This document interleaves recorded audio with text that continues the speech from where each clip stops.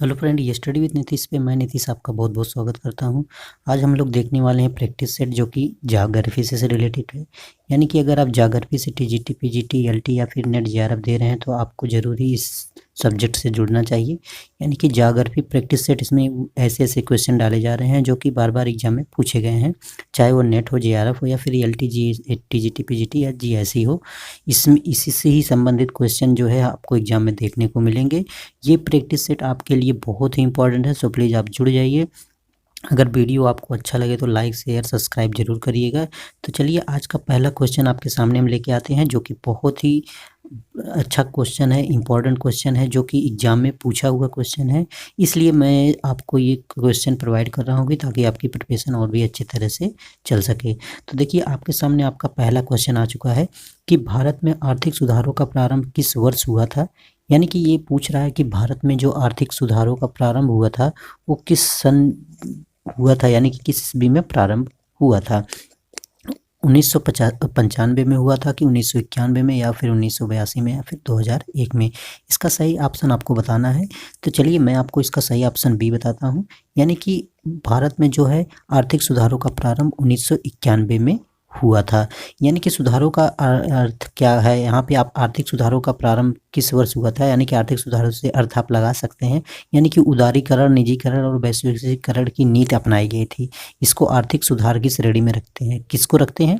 यानी कि उदारीकरण था अपना, उदारीकरण हुआ, निजीकरण हुआ और वैश्वीकरण हुआ। ये सब जो थे आर्थिक सुधारों के अंतर्गत आते हैं। ये क्वेश्चन आपका कवर होता है क्वेश्चन नंबर 1। तो देखिए क्वेश्चन नंबर 2 देखते हैं हम लोग। क्वेश्चन नंबर 2 में क्या पूछा जा रहा है। तो देखिए, क्वेश्चन नंबर 2 है, निम्नलिखित कथन पर विचार करना है आपको। बहुत ही इंपॉर्टेंट क्वेश्चन है डियर। ये अहमदाबाद रुग्ण सूती वस्त्र उद्योग का एक बड़ा केंद्र है। कथन एक कह रहा है कि अहमदाबाद रुग्ण सूती वस्त्र उद्योग का एक बड़ा केंद्र है। फिर उसका कारण बता रहा है कि उद्योग के लिए अपेक्षित कपास उसके चारों ओर काली मिट्टी वाले प्रदेशों में बड़े पैमाने पर उगाई जाती है। तो इसमें आपको देखिए, ये कथन है, क्या ये कथन इसका व्याख्या कर रहा है, ये कथन सही है, कारण भी सही है। इस तरह आपको आंसर देने हैं। थोड़ा सा मैं जूम आउट कर देता हूँ ताकि आपको दिखाई दे सारे ऑप्शन। तो चलिए, यहाँ पे है, तो आपको ऑप्शन बताना है। ए बी दोनों सही है परंतु बी ए की सही व्याख्या नहीं कर रहा है। ए बी दोनों सही है परंतु बी ए की सही व्याख्या करता है। ए सही है तथा बी गलत है। और लास्ट ऑप्शन डी है, ए गलत है तथा बी सही है। तो इसका ऑप्शन कौन सा राइट होता है, इसको आपको बताना है। चलिए, इसका ऑप्शन मैं बताता हूँ। इसका ऑप्शन बी राइट होता है। यानी कि ए बी दोनों सही है, यानी कि कथन भी सही है और कारण भी सही है, और साथ ही साथ बी ए की सही व्याख्या भी कर रहा है। तो देखिए, मैं आपको यहाँ पे समझाने का प्रयास करूंगा कि अहमदाबाद रुग्ण सूती वस्त्र उद्योग एक बड़ा केंद्र है। हाँ, अहमदाबाद को जो है सूती वस्त्र का एक बहुत बड़ा केंद्र माना जाता है।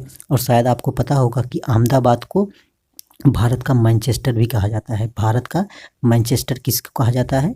अहमदाबाद को कहा जाता है भारत का मैनचेस्टर। मैनचेस्टर इसलिए कहा जाता है, यहाँ पे ज़्यादा सूती वस्त्र उद्योग हैं, इसीलिए इसको मैनचेस्टर कहा जाता है। ठीक है, तो वैसे मैनचेस्टर की बात करें तो ये जो है यूरोप कंट्री में कहा जाता है कि भारत का मैनचेस्टर जैसे है। तो यहाँ पे मैनचेस्टर शहर है, एक यूरोप में देश है, वहाँ पे सूती वस्त्र का उद्योग ज़्यादा होता है, इसलिए वहाँ के नाम को ही भारत का मैनचेस्टर कहा जाता है। ये बातें आपको याद रखनी है। और साथ ही साथ तथा भारत का बोस्टन भी कहा जाता है। भारत का बोस्टन भी कहा जाता है। किसको कहा जाता है? ये आपके गुजरात को, यानी कि अहमदाबाद को कहा जाता है भारत का बोस्टन शहर भी कहा जाता है। ये भी बोस्टन शहर एक शहर है, ये जो कि अपने एशिया यानी कि इंडिया से बाहर है, यानी कि ये यूरोप कंट्री का शहर है, इसीलिए इसको बोस्टन कहा जाता है, जहाँ पे जो है कपड़े का उत्पादन अत्यधिक मात्रा में किया जाता है। ठीक है, तो ये देखिए, ये तो कथन बिल्कुल सही है। उद्योग के लिए अपेक्षित कपास हेतु उसके चारों ओर काली मिट्टी वाले प्रदेशों के बड़े पैमाने पर उगाई जाती है। और साथ ही साथ आपको मैं बता दूं, ये तो कथन सही ही है, और साथ ही साथ कारण भी इसका ये सही बताया गया है। कारण क्या सही बताया गया है? उद्योग के, देखिए, कपास के बड़े पैमाने पर उत्पादन के लिए जो है काली मिट्टी की बहुत ही ज़्यादा इसकी विशेषता होती है। यानी कि कपास का उत्पादन जो है काली मिट्टी में सर्वाधिक होता है, और ज़्यादातर काली मिट्टी जो है आपके महाराष्ट्र और गुजरात साइड में ही पाए जाते हैं, जिससे वहाँ पे कपास की अत्यधिक मात्रा में उत्पादन किया जाता है। तो इससे ये निष्कर्ष आपको निकलता है कि आपका ए बी दोनों सही है और बी ए की सही व्याख्या करता है। तो देखिए व्याख्या को कैसे मिलाना है आपको, कि यहाँ पे देखिए अहमदाबाद सूती वस्त्र उद्योग का एक बड़ा, तो सूती वस्त्र से संबंधित इसमें जब कोई भी बात कहा जाएगा तो आप समझ लीजिएगा कि आपका कथन जो है बी का कारण ये जो है दोनों का व्याख्या कर रहा है। ठीक, क्वेश्चन नंबर 3 देखते हैं हम लोग। तो इस क्वेश्चन को आप केयरफुली डियर सुनिएगा। ये क्वेश्चन ऐसे क्वेश्चन है, मैं आपको ऐसे डिस्क्राइब करूँगा ताकि आपको एक से ज़्यादा क्वेश्चन इसमें आपको कवर किए जा सके। और इससे संबंधित मतलब इससे अगर सेम क्वेश्चन नहीं आ रहा है एग्जाम में, अगर इससे रिलेटेड क्वेश्चन आता है तो आप ज़रूर से ज़रूर कर पाएंगे। तो ये क्वेश्चन, ये सीरीज आपके लिए बहुत ही इंपॉर्टेंट है, सो प्लीज़ आप जुड़ जाइए। अगर नए हैं तो चैनल को सब्सक्राइब कर लीजिएगा ताकि आपके मेरे द्वारा जो भी वीडियो बनाया जाए उसका नोटिफिकेशन आपको मिलता रहे, और शेयर भी करते रहिए। चलिए क्वेश्चन नंबर 3 देते हैं। भूगर्भीय दृष्टि से भारत की सबसे पुरानी चट्टानें कहाँ की हैं? बहुत इंपॉर्टेंट है और कई बार ये क्वेश्चन पूछा हुआ है, ये इसलिए मैं आपको बता रहा हूँ कि भूगर्भिक दृष्टि से भारत की सबसे पुरानी चट्टान कौन सी है, कहाँ की है? कर्नाटक के धारवाड़ क्षेत्र की, राजस्थान की अरावली की, मध्य प्रदेश के बिंद की, पंजाब के शिवालिक की। अब आपको बताना है सबसे पुरानी कौन सी है भूगर्भीय दृष्टि से। भारत की सबसे पुरानी पूछा जा रहा है, ना कि विश्व की। याद रखिएगा आप, भारत की पूछा जा रहा है, ना कि विश्व की।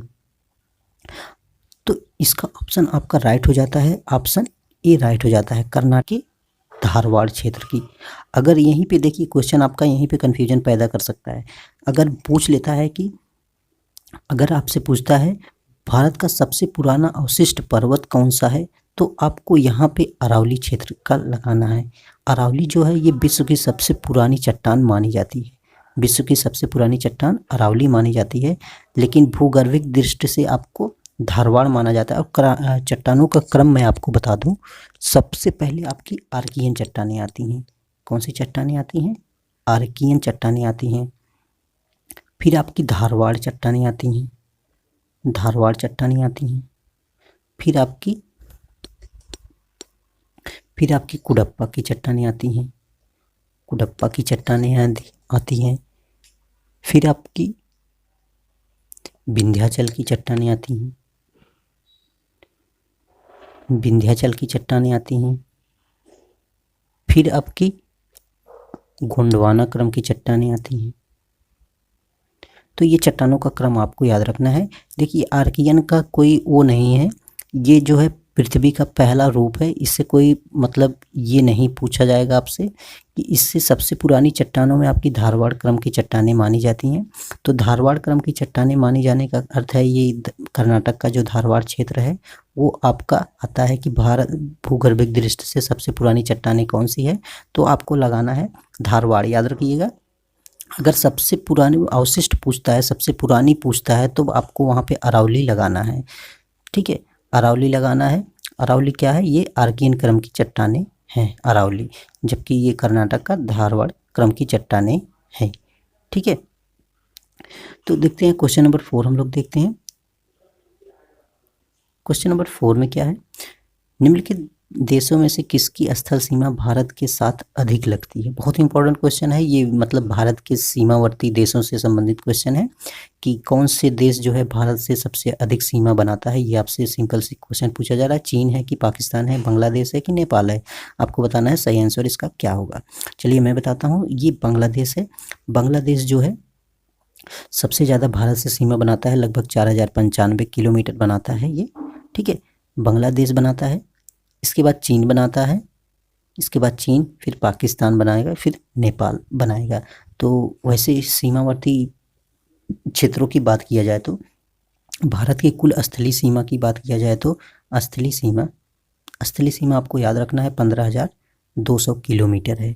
स्थलीय सीमा कितनी है? 15,200। और तटीय सीमा यानी कि समुद्री तट से लगे हुए जो भारत की सीमा है उसकी बात अगर आपसे कहता है तो 7,516 किलोमीटर वहाँ पे आपको बताना है।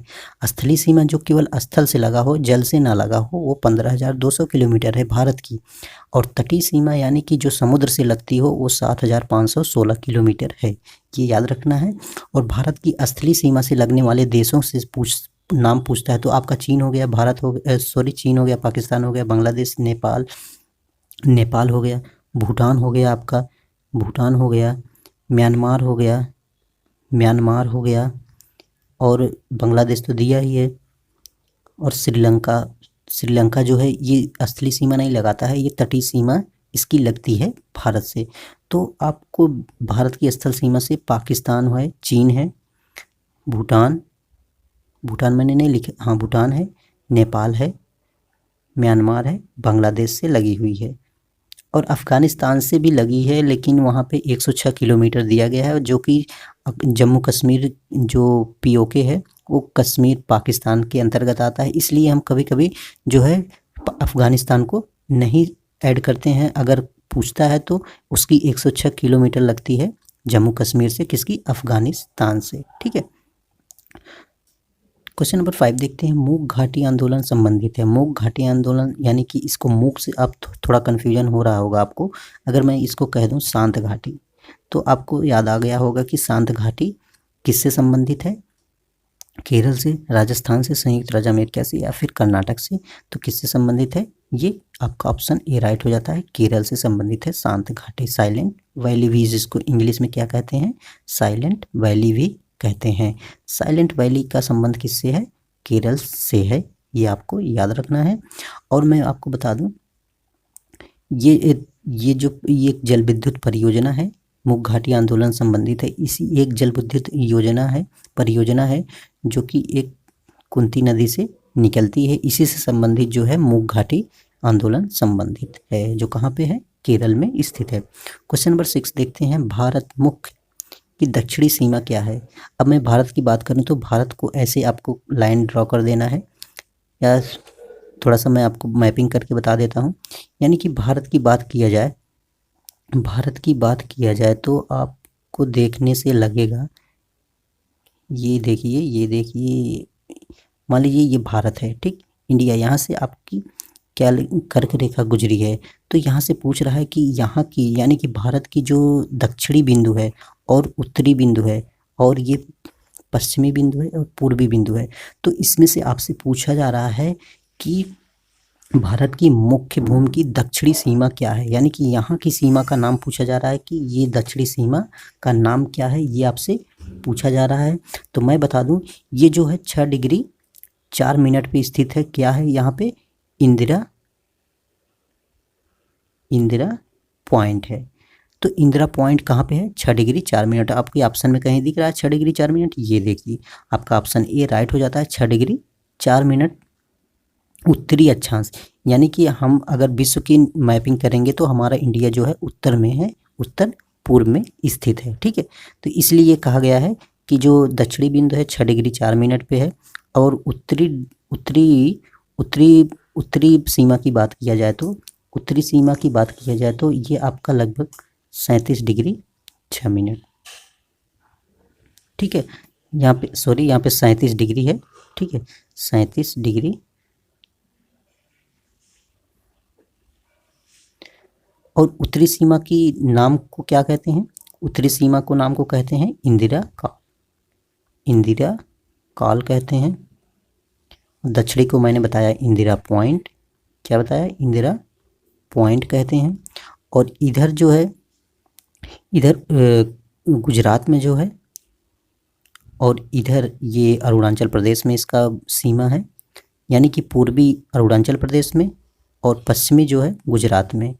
तो ये जो है किबीथू है, यहाँ पे किबीथू, ठीक, किबीथू है 97 डिग्री 25 मिनट। ठीक, और यहाँ पे है गुहार मोती, गुहार मोती, गुहार मोती ये सबसे पश्चिमी बिंदु है भारत का। पूर्वी बिंदु है किबीथू अरुणाचल प्रदेश में, उत्तरी बिंदु है इंदिरा काल जम्मू कश्मीर में, और दक्षिणी बिंदु है आपका इंदिरा पॉइंट कन्याकुमारी। ठीक, क्वेश्चन नंबर 7 देखते हैं हम लोग। निम्न में से भारत की सबसे बड़ी नदी द्वीप कौन सा है। मिनिकॉय द्वीप, कटचल द्वीप, पंबन द्वीप, माजुली द्वीप। अब मैं आपको बता दूं, नदी द्वीप किसे कहते हैं। जैसे ये नदी है, बीच में नदी द्वारा मलबा ला गया, यानी कि जो यहाँ पे गाद है यानी कि जो मिट्टी उट्टी ला के यहाँ पे सब ऊंचे टीले बन जाते हैं, उसको हम द्वीप कहते हैं। क्या कहते हैं, द्वीप कहते हैं। तो आपको पता होगा कि ब्रह्मपुत्र नदी जो है चीन से निकलते हुए जो है अरुणाचल प्रदेश में प्रवेश करते हुए असम से आती है, बांग्लादेश में गिरती है। तो इसी ब्रह्मपुत्र नदी पे एक आपका द्वीप पड़ता है माजुली द्वीप, जो कि असम में है। कहाँ पे पड़ता है? असम में पड़ता है माजुली द्वीप, जो कि विश्व का सबसे बड़ा नदी द्वीप माना जाता है। कौन सा द्वीप? माजुली द्वीप। किस नदी पे है? ये ब्रह्मपुत्र नदी पे है। ठीक है, ये आपको याद रखना है। विश्व का सबसे बड़ा नदी द्वीप कौन सा है? माजुली द्वीप है। आपका ऑप्शन डी जो है राइट हो जाता है। क्वेश्चन नंबर 8 देखते हैं हम लोग। भारत में शुष्कतम स्थान का नाम बताएं। यानी कि भारत का सबसे शुष्क स्थान जहाँ पे सबसे कम वर्षा होती है उसका नाम आपको बताना है। जयपुर है, पुणे है, जैसलमेर है या फिर बीकानेर है। तो आपका क्वेश्चन नंबर 8 का राइट हो जाता है सी, यानी कि जैसलमेर जो है आपका सबसे शुष्कतम स्थान माना जाता है। जैसलमेर जो कि राजस्थान में स्थित है। यानी कि जैसलमेर जो है, जैसलमेर सबसे शुष्कतम स्थान माना जाता है, क्योंकि यहाँ पे देखिए अरावली जो पर्वत है उसका जो है उसका पूर्वी भाग जो है उत्तर पश्चिमी रेगिस्तानी, जो इसका उत्तर पश्चिम है तो रेगिस्तानी भाग है में स्थित है ये। ठीक है, जैसलमेर सबसे शुष्कतम स्थान है।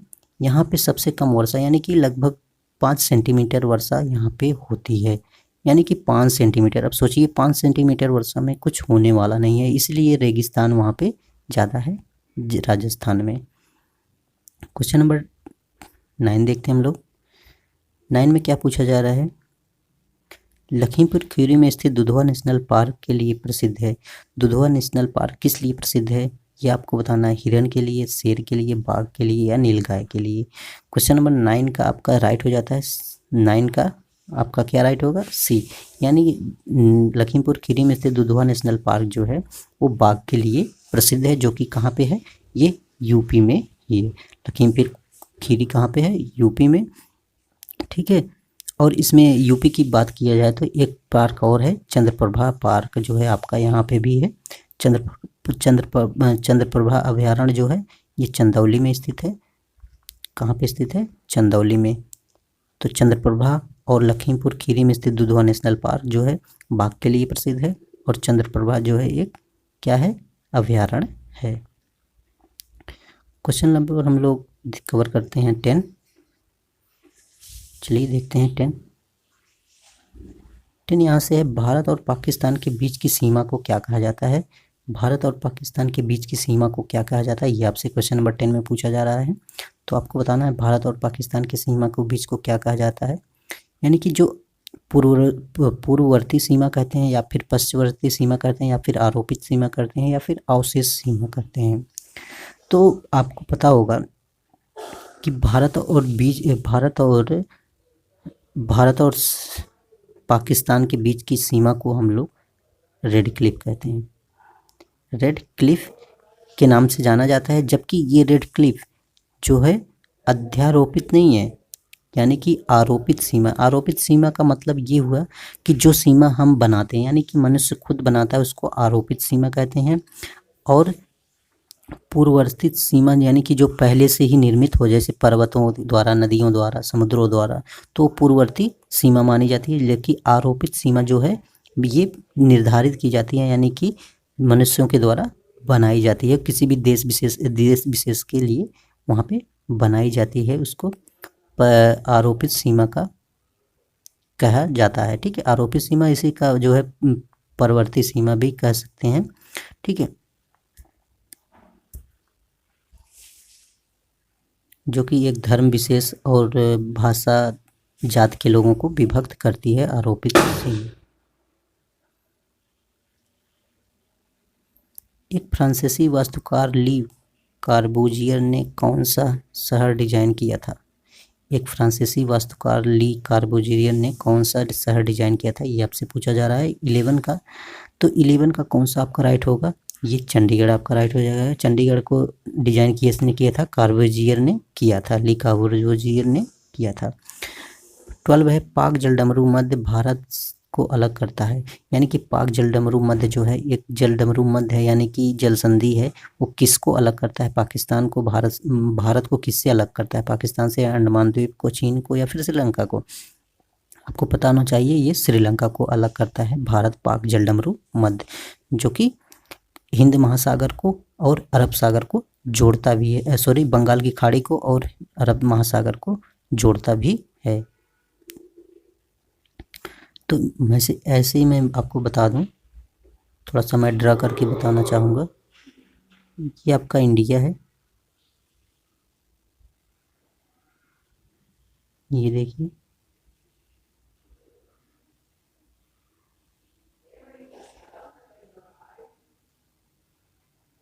ये आपका इंडिया है, यहाँ पे आपका क्या है, श्रीलंका है, और यहीं पे आपका पाक जलडमरू मध्य है। यहाँ पे पाक जलडमरू मध्य यहीं पे स्थित है, जो कि किसको जोड़ता है, ये यहाँ पे आपकी बंगाल की खाड़ी है और यहाँ पे आपका अरब सागर है और नीचे आपका हिंद महासागर पड़ता है। तो पाक जलडमरू मध्य किसके बीच है, इंडिया और श्रीलंका के बीच। इससे आपको क्लियर हो गया होगा। ठीक है, क्वेश्चन नंबर 13 देखते हैं। सबसे लंबी समुद्री तटीय रेखा निम्न राज्यों के साथ है। सबसे लंबी समुद्री तटीय रेखा किन राज्यों के साथ सबसे ज़्यादा है? महाराष्ट्र के साथ है, उड़ीसा के साथ है, केरल के साथ है या फिर गुजरात के साथ है? तो मैं आपको बता दूं, सबसे ज़्यादा जो है भारत की सबसे ज़्यादा तटीय रेखा जो है गुजरात के साथ है। ठीक है, गुजरात के साथ है सबसे ज़्यादा तटीय रेखा, किसके साथ है, गुजरात के साथ है।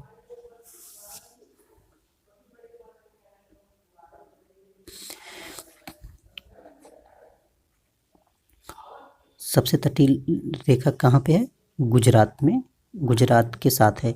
अगर मैं गुजरात की बात करूँ तो कितने लगभग हो सकते हैं, तो यहाँ से 1215 किलोमीटर लगभग लंबी हो सकती है। गुजरात के बाद आपका आंध्र प्रदेश आता है दूसरे नंबर पे।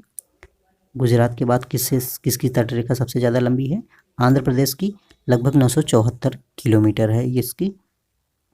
तो सबसे ज़्यादा भारत की तटरेखा लंबी किस राज्य की है, गुजरात की है। इसके बाद किसकी है, आंध्र प्रदेश की है। आपको याद रखना है कि इसका जो गुजरात का है 1215 किलोमीटर, जबकि आंध्र प्रदेश का 974 किलोमीटर है। इसके बाद आपका तमिलनाडु आता है। यानी कि तटरेखा की क्रम अगर आपसे पूछता है तो आपको बताना है, गुजरात हुआ आपका, फिर आंध्र प्रदेश हुआ, फिर आपका तमिलनाडु हुआ। तो इस तरह आपको याद रखना है कि भारत की तटरेखा का क्रम सबसे ज़्यादा गुजरात की तटरेखा है, इसके बाद आंध्र प्रदेश की है, इसके बाद तमिलनाडु की है। क्वेश्चन नंबर 15 हम लोग देखते हैं। भारत में अपनाई गई मानक मध्याह्न मेरिडियन जिसको कहते हैं है कौन सी है? 82.5 डिग्री पूर्व है, 84.5 डिग्री पूर्व है, या फिर 82.5 डिग्री पश्चिम है, या फिर 84.5 डिग्री पूर्व है। यहाँ पे आपको ऑप्शन बताना है कौन सा सही है। भारत में अपनाई गई जो मध्याह्न रेखा है, आपका ऑप्शन ए राइट हो जाता है। ऑप्शन ए राइट इसलिए होता है क्योंकि जो आपकी मध्याह्न रेखा है वो 82.5 डिग्री पूर्व ही अपनाई गई है, ना कि 84.5 डिग्री पूर्व। ठीक है, तो ऑप्शन ए राइट हो जाता है। और साथ ही साथ मैं बता दूं, आपकी जो 82.5 डिग्री मध्याह्न रेखा है वो किस किस राज्यों से होकर गुजरती है, ये आपके लिए बहुत इंपॉर्टेंट हो जाता है। ठीक है, किस राज्यों से होके गुजरती है, यहाँ पे आपको ये जो है इम्पॉर्टेंट तथ्य निकल के आता है। तो मैं आपको बता दूं, ऐसे मेरिडियन जो गुजरी है आपकी, यानी कि मध्याह्न रेखा, वो गुजरी है कहाँ से, इलाहाबाद के नैनी से। इलाहाबाद यानी कि प्रयागराज के नैनी से होकर गुजरी है। सबसे पहले यूपी में गुजरती है, यूपी में आता है, फिर आपका एमपी में, फिर छत्तीसगढ़ में आता है, आपका छत्तीसगढ़ में आता है, छत्तीसगढ़ में आता है, छत्तीसगढ़ के उत्तर प्रदेश, मध्य प्रदेश, छत्तीसगढ़। उसके बाद आपका उड़ीसा में आता है, उड़ीसा में आता है। इसके बाद आपका लास्ट आता है आंध्र प्रदेश। यानी कि आप सीधे सीधे कह सकते हैं आपकी 5 राज्यों से होकर गुजरती है आपकी 82.5 डिग्री मेरिडियन रेखा। कितने राज्यों से होकर गुजरती है, 5 राज्यों से होकर गुजरती है, यूपी, एमपी, छत्तीसगढ़, उड़ीसा, आंध्र प्रदेश। तो इतने राज्यों से होकर क्वेश्चन आपका कवर हो सकता है। ठीक है, निम्न में से किसे पूर्व का मैनचेस्टर कहा जाता है? बहुत इंपॉर्टेंट क्वेश्चन है, कई बार रिपीट हुआ है। पूर्व का मैनचेस्टर किसे कहा जाता है?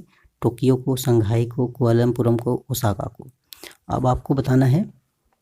ठीक है, तो पूर्व का मैनचेस्टर यानी कि पूर्व, आप विश्व का नक्शा देखेंगे, यानी कि विश्व का वर्ल्ड मैप देखेंगे, तो पूर्व में कौन सा कंट्री पड़ता है? पूर्व में आपका जापान पड़ता है। तो सिंपल सी बात है, अगर जापान को आप जानते होंगे तो जापान में एक शहर है ओसाका, जो कि पूर्व का मैनचेस्टर के नाम से जाना जाता है। अब मैं एक बात और आपको इसमें से बता सकता हूँ कि मैनचेस्टर की बात अभी मैंने बताया था, तो कपड़ा उत्पादन के लिए जो है प्रमुख केंद्र माना जाता है, इसलिए उसको मैनचेस्टर माना जाता है।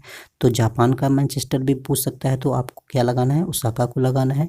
अगर पूर्व का मैनचेस्टर बोलता है तब भी आपको ओसाका पे ही टिक करना है, दोनों बातें एक ही होती हैं। ठीक है, क्वेश्चन नंबर 16 देखते हैं। ऑपरेशन फ्लड किससे संबंधित है? बहुत ईजी क्वेश्चन है, आपको बताना चाहिए। बाढ़ नियंत्रण से, सिंचाई सुविधा प्रावधान से, अंतर्देशीय जलमार्गों का विकास से, शहरों में दूध की उपलब्धता से। तो ऑपरेशन फ्लड जो है किससे संबंधित है? ये दूध से संबंधित है, दूध उत्पादन से संबंधित है ऑपरेशन फ्लड। और हरित क्रांति अगर आपसे पूछता है तो खाद्यान्न उत्पादन से है। नीली क्रांति आपसे पूछता है तो किससे संबंधित है? मत्स्य उत्पादन से, यानी कि मछली उत्पादन से। भूरी क्रांति अगर पूछता है तो आपको याद रखना है उर्वरक उत्पादन से संबंधित है। किससे? उर्वरक उत्पादन से। अगर आपसे रजत क्रांति पूछता है तो आपको अंडा उत्पादन बताना है। ठीक है, हरित क्रांति जो है खाद्यान्न या कृषि से संबंधित है। तो ये सारी क्रांतियाँ आपको याद हो जाती हैं। साथ ही साथ एक क्वेश्चन से मैंने आपको 4 या 5 क्वेश्चन कवर कराने का प्रयास किया हूँ, जो कि आपके लिए इम्पोर्टेंट है। ठीक, तो चलिए 17 क्वेश्चन देखते हैं हम लोग। 17 क्वेश्चन नंबर 17 में देखते हैं, मानव गतिविधियाँ जो आय उत्पन्न करती हैं उन्हें क्या कहते हैं? वो मानव गतिविधियाँ जो आय उत्पन्न करती हैं उन्हें क्या कहते हैं? जैविक गतिविधियाँ कहते हैं, आर्थिक गतिविधियाँ कहते हैं, या फिर भौतिक गतिविधियाँ या राजनीतिक गतिविधियाँ कहते हैं? तो इसका राइट ऑप्शन आपको बताना है क्वेश्चन नंबर 17 का। तो इसका राइट आंसर हो जाता है आपका आंसर नंबर बी जो होता है राइट होता है।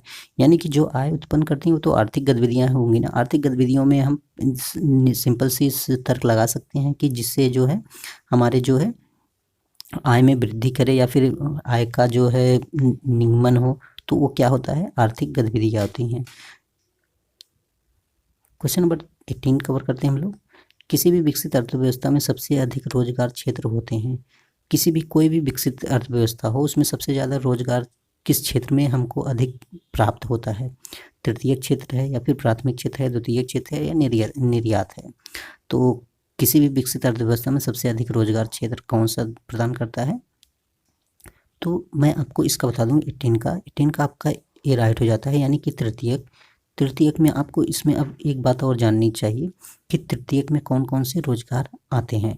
तो तृतीयक में देखिए वाणिज्य, संचार और सेवाएं आती हैं। वाणिज्य, संचार और सेवाएं आती हैं तृतीयक रोजगार में। संचार और सेवाएं आती हैं। वाणिज्य और संचार सेवाएं जो होती हैं ये किसी भी अर्थव्यवस्था के विकसित देश के लिए अर्थव्यवस्था का सबसे अधिक रोजगार क्षेत्र माना जाता है। जबकि प्राथमिक में जो है प्रकृति द्वारा, यानी कि कृषि हुआ, इसमें कृषि आता है, अखेटक आता है, शिकार आता है, यानी कि प्राथमिक के अंतर्गत आता है। ठीक है, और इसमें छोटे उद्योग आते हैं, यानी कि जो ग्रामीण उद्योग होते हैं वो सब उद्योग आते हैं द्वितीयक में।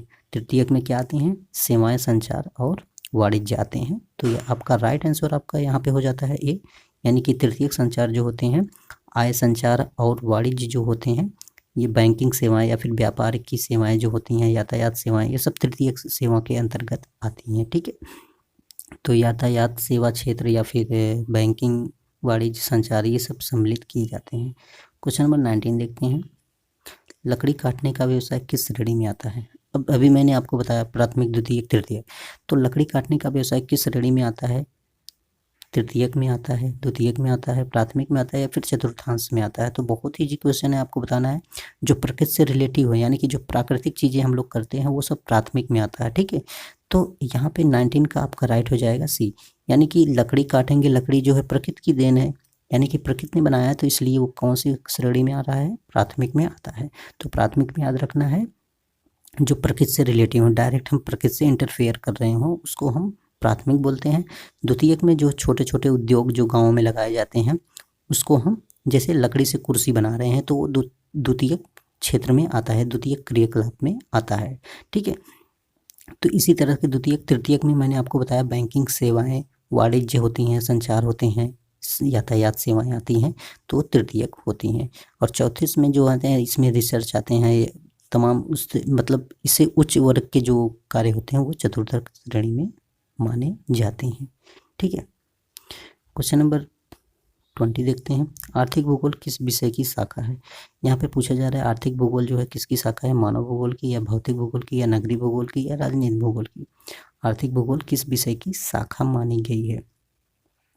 मानव भूगोल, भौतिक भूगोल, आर्थिक भूगोल की शाखा मानी जाने वाली में कौन सा आपका राइट आंसर हो जाता है? तो 20 का आपका आंसर ए राइट हो जाता है, यानी कि मानव भूगोल की शाखा ही आर्थिक भूगोल को माना गया है। किसकी शाखा माना गया है? मानव भूगोल की शाखा जो है आर्थिक भूगोल है। क्वेश्चन नंबर 21 देखते हैं। विश्व में सबसे बड़ी खाड़ी गल्फ कौन सी है? अब देखिए यहाँ पे खाड़ी भी पूछा रहा है, फिर आपको बे भी पूछ सकता है, बे इसको भी खाड़ी की बोलते हैं, ठीक है। तो इसका 2 क्वेश्चन अलग अलग बनेगा, आपको याद रखना है।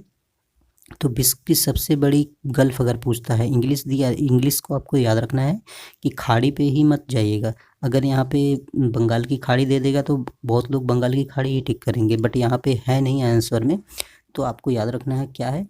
अगर गल्फ पूछता है तो मैक्सिको की खाड़ी है, विश्व की सबसे बड़ी खाड़ी मैक्सिको की खाड़ी।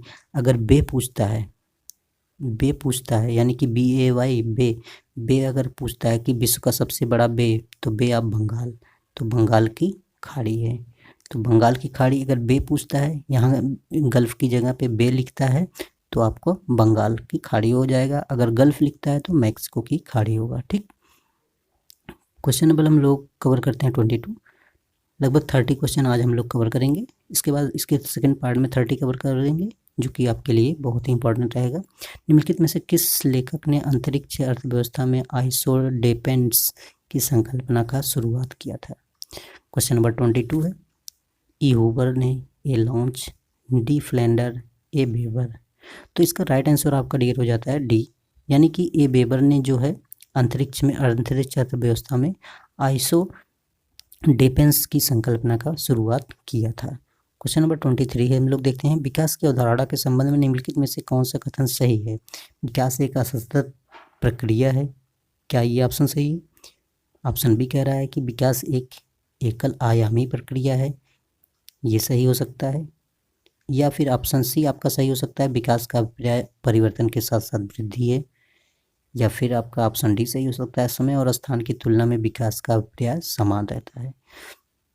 तो 23 का आपका ऑप्शन राइट हो जाता है, राइट ऑप्शन सी होता है, क्योंकि विकास का अभिप्राय जो है परिवर्तन के साथ साथ वृद्धि भी होता है, ना कि एकल आयामी प्रक्रिया। ये सब गलत है, ये गलत है, बट आपका सी राइट है। जो विकास की अवधारणा की बात किया जाएगा तो विकास के साथ साथ परिवर्तन भी होता है और वृद्धि भी होती है। क्वेश्चन नंबर 24 देखते हैं हम लोग जी। पेरिस निम्न में से किस नदी के तट पर स्थित है? एल्ब नदी, सीन नदी, राइन नदी या रोन नदी? बहुत इजी क्वेश्चन है, सीन नदी के तट पर स्थित है। क्या आपका पेरिस शहर जो है कहाँ पे स्थित है? ये सीन नदी पर, जो कि फ्रांस की राजधानी सीन है, फ्रांस की राजधानी पेरिस है, और कहाँ पे स्थित है? सीन नदी पे स्थित है। वर्ष में भारत में जनसंख्या वृद्धि ऋणात्मक हुई थी। कई बार ये क्वेश्चन पूछा गया है, ये क्वेश्चन आपको 100% राइट करना चाहिए। 1901 में, 1911 में, 1921 में या फिर 1951 में। तो किस जनगणना में भारत की जनसंख्या ऋणात्मक, यानी कि सबसे कम, यानी कि उस ईयर में जो है जनसंख्या बढ़ी नहीं थी बल्कि जनसंख्या कम हुई थी, उसी को हम ऋणात्मक हुई थी वृद्धि कहते हैं, ठीक। तो 25 का आपका राइट हो जाता है सी, यानी कि 1921 की जनसंख्या थी, जो 1911 से 1921 के बीच में जो जनगणना की गई, उसमें जो है जनसंख्या को ऋणात्मक वृद्धि दर्ज की गई थी। यानी कि जनसंख्या बढ़ी नहीं बल्कि क्या हुआ? घटी है। जनसंख्या क्या ही घटी है, किस में घटी है? 1911 से 21 के मध्य जो 1921 में जो जनगणना हुई, यानी कि 11 से 21 के बीच की जनगणना जो जनसंख्या थी वो कम हुई थी। इसी को हम क्या नाम से जानते हैं पता है? इसी को हम लोग जननांकीय विभाजन कहते हैं। क्या कहते हैं? जनांकीय विभाजन के नाम से विभाजन वर्ष कहा जाता है, ठीक है। जनांकीय विभाजन वर्ष कहा जाता है। किसको कहा जाता है? 1911 से 1921 के मध्य को जो है क्या कहते हैं? जनांकीय विभाजन। तो ये क्वेश्चन कवर होते हैं आपके बहुत ही इंपॉर्टेंट, ठीक है। क्वेश्चन नंबर 26 देखते हैं। 26 में क्या है, निम्नलिखित में से किस अक्षांशीय कटिबंध को जनसंख्या की गुत्थी के नाम से भी जाना जाता है। यानी कि जनसंख्या की गुत्थी के नाम से आपका तात्पर्य है कि जहाँ पे जनसंख्या मतलब कि जनसंख्या बहुत ही ज़्यादा वृद्धि हुई है, जनसंख्या की वृद्धि जो है बहुत ज़्यादा होती है, निवास करती है, इसी को हम लोग जननांग गुत्थी भी, जनसंख्या की गुत्थी भी कहते हैं। किस अक्षांश पे ज़्यादा जनसंख्या निवास करती है। पहला ऑप्शन है 0 से 20 डिग्री अक्षांश उत्तरी अक्षांश, फिर 20 डिग्री से 40 उत्तरी अक्षांश, फिर सी है आपका 20 से 45 डिग्री दक्षिणी अक्षांश, फिर है आपका 40 से 60 डिग्री दोनों गोलार्धों में। तो कौन सा ऑप्शन राइट हो जाता है। यानी कि यहाँ पे मैं आपको सिंपल सी आपको बता दूँ, जनसंख्या वहाँ निवास करेगी जहाँ ना तो ज़्यादा गर्मी हो ना तो ज़्यादा ठंडी हो, या फिर जनसंख्या भूमध्य रेखा पे तो निवास नहीं करेगी, यहाँ की जनसंख्या यहाँ पे बहुत ज़्यादा गर्मी होती है, ठीक है। और कर्क रेखा और मकर रेखा के मध्य भी बहुत ही गर्मी होती है, लगभग 10 डिग्री के ऊपर जाएंगे तो आपको ज़्यादा गर्मी मिलेगी। तो यहाँ पे आपको बताना है कहाँ से कहाँ तक की डिग्री पे ज़्यादा लोग निवास करेंगे। तो यहाँ पे आपका 26 का राइट हो जाता है बी, यानी कि 20 से 40 डिग्री के मध्य जो होते हैं यहाँ पे जनसंख्या सबसे ज़्यादा निवास करती है। यानी कि जनसंख्या 50% से अधिक जनसंख्या जो है इसी पे यानी कि 20 डिग्री से 40 डिग्री पे निवास करती है। इसी में हम 23.5 डिग्री पे हम आते हैं, यानी कि इंडिया भी इसी के मध्य आ जाता है, ठीक है। चाइना भी इसी के मध्य आ जाता है। तो इसके मध्य काफ़ी कंट्रीज आ जाती हैं, इसके पश्चिमी देश भी आ जाते हैं, जो कि लगभग 50% जनसंख्या इसी अक्षांश पे निवास करती है, उत्तरी अक्षांश पे 20 से 40 डिग्री पे, ठीक है। क्वेश्चन नंबर 27 देखते हैं। अनुकूलतम जनसंख्या सिद्धांत के प्रतिपादक कौन थे। अनुकूलतम जनसंख्या सिद्धांत के प्रतिपादक कौन थे, ये आपसे पूछा जा रहा है। एडवर्ड वेस्ट थे, एडविन केनन थे, सर वाल्टर रैले थे, हेनरी जॉर्ज थे। तो अनुकूलतम जनसंख्या सिद्धांत किसने दिया था, ये आपसे पूछा जा रहा है। तो अनुकूलतम जनसंख्या सिद्धांत किसने दिया था। तो राइट आंसर आपका मैं आपको बता देता हूँ, 27 का आपका बी राइट हो जाता है। यानी कि एडविन केनन जो थे ये अनुकूलित जनसंख्या सिद्धांत के प्रतिपादक माने जाते हैं। अनुकूलित जनसंख्या सिद्धांत के प्रतिपादक कौन माने जाते हैं, एडविन केनन माने जाते हैं। क्वेश्चन नंबर 28 देखते हैं हम लोग। प्रादेशिक भूगोल भूगोल का क्रोध है यह कथन किसने कहा। प्रादेशिक भूगोल भूगोल का क्रोध है ये कथन किसने कहा है, ये आपको बताना है। डिकिंसन का है, हर्ट्सरोन का है, ब्लाउस का है, हर्बर्टसन का है। तो 28 का आपका राइट हो जाता है आपका सी, ब्लास। प्रादेशिक भूगोल भूगोल का क्रोध है ये किसने कहा था, ये विडाल डी ला ब्लास द्वारा कहा गया था। क्या कहा गया था, प्रादेशिक भूगोल को भूगोल का क्रोध माना था, जो कि ये ब्लास जो थे संभववाद के जन्मदाता भी माने जाते हैं। यानी कि संभववाद जो विचारधारा थी इन्होंने ही इसको दिया था। किसने दिया था, विडाल डी ला ब्लास ने दिया था। और ये मानव साथ ही साथ ब्लास को जो है मानव भूगोल का जन्मदाता भी माना जाता है। यानी कि मानव भूगोल का संस्थापक या जन्मदाता भी कह सकते हैं, माना जाता है। और संभववाद के जन्मदाता विडाल डी ला ब्लास को, और विडाल डी ला ब्लास ने ही क्या कहा कि प्रादेशिक भूगोल भूगोल का क्रोध है, और इन्होंने मानव भूगोल का जन्मदाता माना जाता है ब्लास को, और ही साथ संभववाद की विचारधारा का प्रतिपादन भी इन्होंने किया है। तो इतने सारे क्वेश्चन कवर हो रहे हैं डियर, आपके लिए बहुत ही अच्छा क्वेश्चन यहाँ पे मिल रहा है, जो कि आपके लिए बहुत ही इंपॉर्टेंट है। किसी भी एग्जाम की तैयारी कर रहे हैं तो आपके लिए बहुत ही ज़्यादा इंपॉर्टेंट है। सो प्लीज़ मेरे चैनल को सब्सक्राइब जरूर करिएगा और लोगों के पास शेयर जरूर करिएगा, जिससे उन लोगों को भी इसकी हेल्प मिल सके, यानी कि जिनको इसकी ज़रूरत है उनको भी ये मिल सके। अदरवाइज प्रैक्टिस इस तरह से जो है फ्री में प्रोवाइड नहीं किए जाते हैं, लेकिन मेरा उद्देश्य है कि मैं आपको फ्री ऑफ कॉस्ट जो है ऐसे टेस्ट को प्रोवाइड कराऊँ जो कि आपके लिए, आपके कहीं ना कहीं किसी भी कैरियर के लिए जो हेल्पफुल हो। तो सो प्लीज़ मैं आपसे बस यही रिक्वेस्ट करूँगा, मेरे चैनल को सब्सक्राइब करिए और ज़्यादा से ज़्यादा लोगों को, फ्रेंडों को जो है सब्सक्राइब करवाइए, और लाइक करिए, शेयर करिए, कमेंट जरूर करिए कितने क्वेश्चन आपके सही हो रहे हैं, कहाँ तक वीडियो आपके लिए यूजफुल हो रहा है, ये भी कमेंट करके बताइए। आपको किस तरह के वीडियो और चाहिए तो मैं आपको और भी वीडियो प्रोवाइड करने का प्रयास करूँगा। तो 29 का क्वेश्चन हम लोग देखने वाले हैं। निम्नलिखित में से कौन से भूगोल में संभववाद की संकल्पना का प्रतिपादन किया था। तो देखिए मैंने अभी आपको बताया था, संभववाद की विचारधारा विडाल डी ला ब्लास ने दिया था, और मानव भूगोल के संस्थापक भी उन्हीं को माना गया था। और प्रादेशिक भूगोल का क्रोड भी कहा था किसने? ब्लास ने कहा गया था। सेम वही क्वेश्चन घुमा के आपसे पूछ लिया गया है कि संभववाद की संकल्पना का प्रतिपादन किसने किया था? तो आपको सीधे से आपको बताना है विडाल डिला ब्लास ने किया था। ठीक है, तो देखिए ऐसे पढ़ेंगे तो आपके काफ़ी सारे क्वेश्चन जो है ऐसे ही अटेम्प्ट हो जाएंगे, यानी कि आपको ज़्यादा मेहनत करने की ज़रूरत नहीं पड़ेगी। बस मेरे साथ वीडियो को लास्ट तक बने रहिए, देखते रहिए। उम्मीद और विश्वास करिए कि मैं आपके बहुत सारे डाउट्स जो है क्लियर कर दूंगा। ठीक है, बस आपको वीडियो को देखते ही रहना है लास्ट तक। तो आज के लिए 30 ही क्वेश्चन कवर करेंगे, इसके आगे भी क्वेश्चन है बट हम सेकंड पार्ट में कंप्लीट करेंगे। बट आज हम लोग 30 ही क्वेश्चन कवर करने वाले हैं। रुको और जाओ निश्चयवाद को किसने प्रस्तुत किया था? रुको और जाओ, यानी कि रुको और जाओ को किसने कहा था? ये बहुत ही मतलब कि अच्छा क्वेश्चन है और बहुत ही बार रिपीट हुआ है क्वेश्चन, तो ये आपको बताना है। रुको और जाओ निश्चयवाद को किसने दिया था? इमैनुअल सैम्पल ने, जॉन ब्रोन्स ने, टेलर या फिर हंटिंगटन ने? तो मैं आपको बता दूं टेलर ने ही दिया था। रुको और जाओ की विचारधारा किसने दिया था? टेलर ने दिया था, जो कि ये निश्चयवाद को ग्रिफिथ टेलर ने प्रदान किया था। टेलर को नियतिवादी का समर्थन किया था। तो ये 9 निश्चयवाद दिए थे। ठीक है, तो कौन सा दिए थे? या वैज्ञानिक निश्चयवाद भी कह सकते हैं उसको।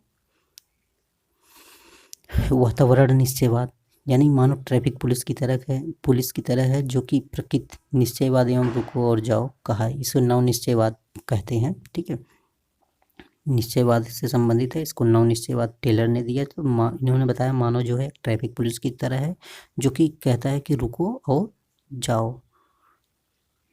देखते हैं 2 क्वेश्चन बचा है, 32 कवर कर लेते हैं हम लोग, इस पेज का क्वेश्चन कंप्लीट हो जाए। तो देखिए किस विचारधारा संप्रदाय ने सर्वप्रथम संभववाद को विकसित किया था? यानी कि किस विचारधारा संप्रदाय ने सर्वप्रथम संभववाद विकसित किया था? भूगोल का जर्मन संप्रदाय, भूगोल का रशियन संप्रदाय, भूगोल का फ्रांसीसी संप्रदाय या फिर भूगोल का ब्रिटिश संप्रदाय? तो इसका आपका आंसर राइट हो जाता है 31 का। 31 का आपका राइट हो जाएगा सी। 31 का कौन सा राइट हो जा रहा है आपका? सी जो है ये भूगोल का फ्रांसीसी संप्रदाय, यानी कि फ्रांस के जो विद्वान थे उन्होंने ही जो है सर्वप्रथम संभववाद की विचारधारा दिया था। इसमें कौन कौन से आते हैं? आपके फैब्रे आ जाते हैं। कौन आ जाते हैं? फैब्रे आते हैं, ब्लास यानी कि विडाल डिला ब्लास आते हैं, और जीन ब्रोन्स आते हैं और बोमेन आते हैं। तो ये इन चारों को आपको याद रखना है कि फ्रांसीसी साइंटिस्ट यानी कि विद्वान जो है फैब्रे, ब्लास, ब्रोन्स और फैब्रे, ब्लास, जीन ब्रोन्स और ईसा बोमेन आते हैं। तो ये जो है फ्रांसीसी विद्वान हैं जो कि संभववाद का सर्वप्रथम विकसित किया था, संप्रदाय से संबंध रखते हैं। 32 क्वेश्चन देखते हैं। जियोग्राफी शब्द किसने पेश किया था? जियोग्राफी शब्द जो है किसने पेश किया था, सर्वप्रथम दिया था? रिचर्ड हार्टसॉन ने, कार्ल रिटर ने, इरेटोस्थेनीज ने, गैलीलियो ने? किसने दिया था जियोग्राफी शब्द, ये आपसे पूछा जा रहा है। तो मैं आपको बता दूं इरेटोस्थेनीज जो है ये जियोग्राफी शब्द को देने वाले विद्वान माने जाते हैं, और पृथ्वी को इन्होंने ही सबसे पहले मापा भी था, मापने का साइने एवं अलेक्जेंड्रिया के प्रक्षेपण किया था। ठीक है, तो और इन्होंने इरेटोस्थेनीज ने संपूर्ण पृथ्वी को क्या बताया था? पृथ्वी की आकृति को गोलाकार भी इन्होंने ही बताया था। तो इरेटोस्थेनीज को लगभग भूगोल का पिता भी माना जाता है। ठीक है, भूगोल के पिता भी माने जाते हैं इरेटोस्थेनीज। तो आज के लिए हमारा 32 क्वेश्चन कवर हुआ है। फिर हम नेक्स्ट पार्ट में, इसके सेकंड पार्ट में कवर करेंगे लगभग 33 क्वेश्चन, यानी कि टोटल मिला के हम लोग 65 या फिर 64 का क्वेश्चन कवर करने वाले हैं। तो डियर ये क्वेश्चन आपके लिए कितना हेल्पफुल रहा तो आप कमेंट सेक्शन में कमेंट जरूर करिएगा। बस आज के लिए इतना ही, मिलते हैं नेक्स्ट पार्ट में। Thanks for watching.